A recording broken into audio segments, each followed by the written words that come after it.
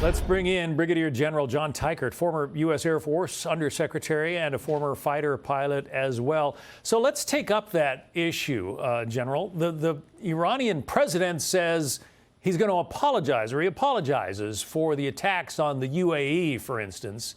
But the attacks seem to continue. So what does that say about Iranian command and control?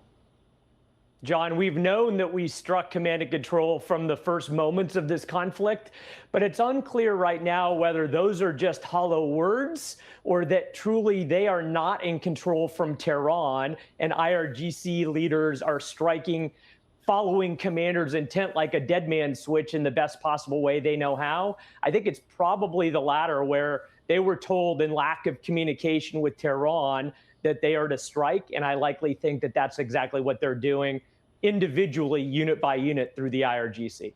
What is the situation regarding the Straits of Hormuz? The Iranians had threatened to close the Straits, but they don't have a navy anymore. Can they actually accomplish that? John, they still do have ballistic missiles, cruise missiles, and probably most importantly, drones that could threaten ships going through the Straits of Hormuz. And right now, I think those ships, out of an abundance of caution, are not transiting. And potentially they're waiting for what is likely from President Trump, a promise that tankers can be flagged by the United States or escorted by the United States or insured by the United States. But right now, just the threat of those launches of drones in particular is shutting down flow through the Straits. So what about the Iranian leadership? We know we killed the Ayatollah, or perhaps the Israelis did. The Ayatollah is dead, let's just put it that way.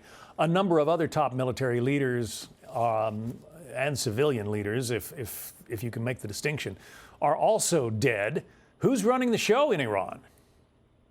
Well, John, it goes back a little bit to that first point, which is I'm not quite sure if there is anyone that is running the show.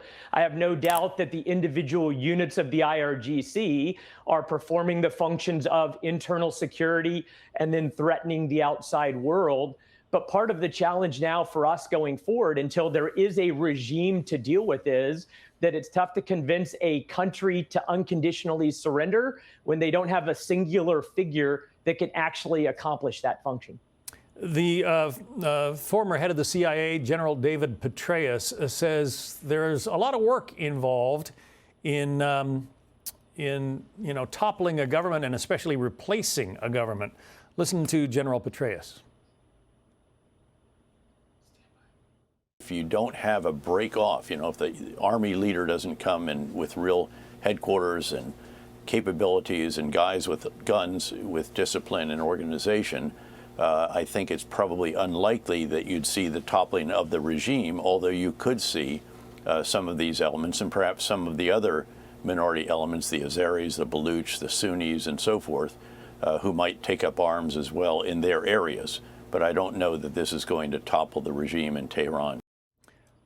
The president says he would like to see the Iranian people take their government back, but the Iranian people don't have AK-47s generally.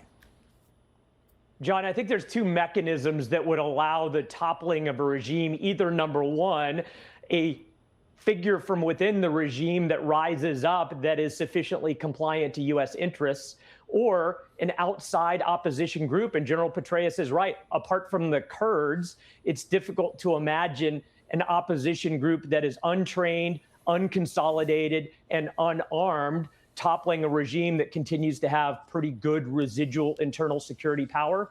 But I do think you're going to start to see U.S. and Israeli strikes focus more on internal security sites, so that if there is an opposition group that can rise up, or if the Kurds start to come from the northwest, then now it gives them the top cover that they need. Air Force Brigadier General John Teichert, retired. General, thank you. Thank you, John.